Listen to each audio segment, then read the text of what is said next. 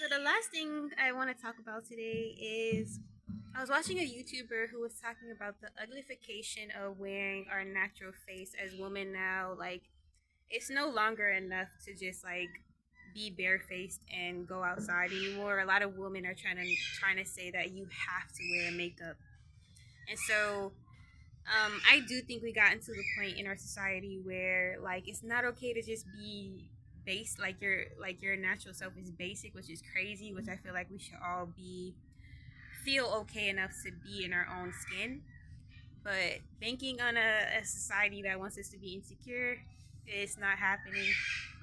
And I think a huge part of our beauty should be just like a microcosm of what we have to care about, and even our imperfections should be a good thing in a society where there's femicide, there's oppression, there's human rights being stripped away.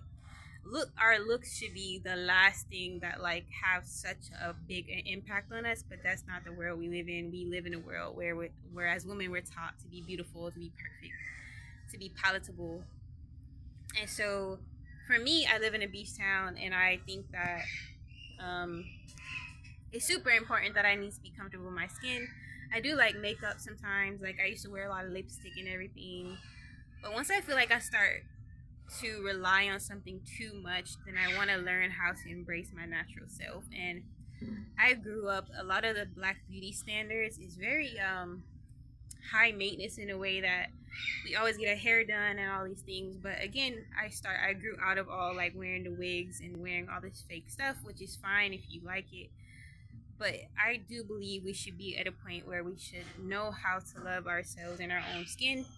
And I wanted to touch on this because when we start relying heavily on like filters and things like that on social media, not that it matters, but I do think people are also paying attention to the women who have to heavily rely on these things.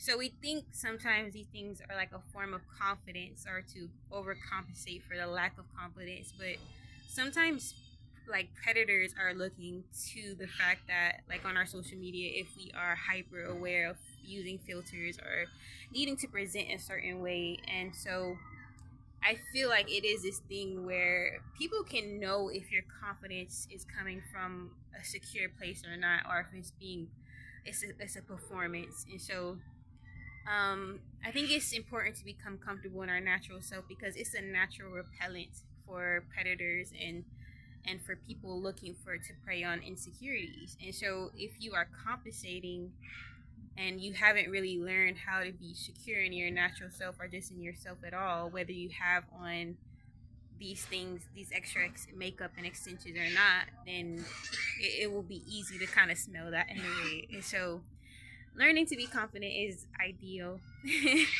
And I do think I started to think about it because I think that you can tell if someone is kind of faking it or not, and because I feel like um, a lot of our a lot of what it means to be a woman in this day and age, especially in the era of social media, is like we have to be careful not to fall into the narratives that we have to perform womanhood.